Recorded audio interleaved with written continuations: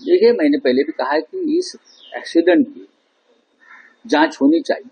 मैं पॉलिटिकल बात नहीं कर रहा हूँ, लेकिन जो खराबी, टेक्निकल खराबी वहाँ हमको दिखती है, उसमें एटीसी नहीं है, वहाँ रडार नहीं है, वहाँ स्टाफ नहीं है वहाँ, और बड़े बड़े वीआईपी के फ्लाइट वहाँ लैंड होते हैं, चाहे गौतम अडानी हो, अजित पवार हो, शरद पवार साहब हो, बड़े बड़े नेता आते हैं वहाँ और फ्लाइट लैंड हो जाते हैं। डीजीसीए क्या सो रहा था क्या?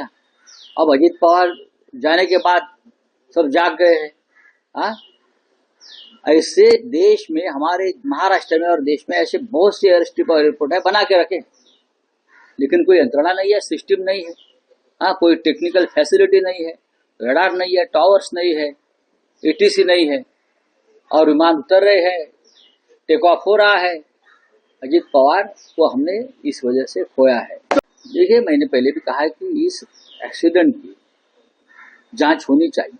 मैं पॉलिटिकल बात नहीं कर रहा हूँ, लेकिन जो खराबी, टेक्निकल खराबी वहाँ हमको दिखती है, उसमें एटीसी नहीं है, वहाँ रडार नहीं है, वहाँ स्टाफ नहीं है वहाँ, और बड़े बड़े वीआईपी के फ्लाइट वहाँ लैंड होते हैं, चाहे गौतम अडानी हो, अजित पवार हो, शरद पवार साहब हो, बड़े बड़े नेता आते हैं वहाँ और फ्लाइट लैंड हो जाते हैं।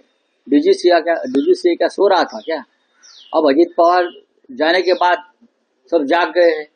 हाँ, ऐसे देश में, हमारे महाराष्ट्र में और देश में ऐसे बहुत से एयरपोर्ट है, बना के रखे, लेकिन कोई यंत्रणा नहीं है, सिस्टम नहीं है। हाँ, कोई टेक्निकल फैसिलिटी नहीं है, रडार नहीं है, टावर्स नहीं है, एटीसी नहीं है, और विमान उतर रहे हैं, टेक ऑफ हो रहा है।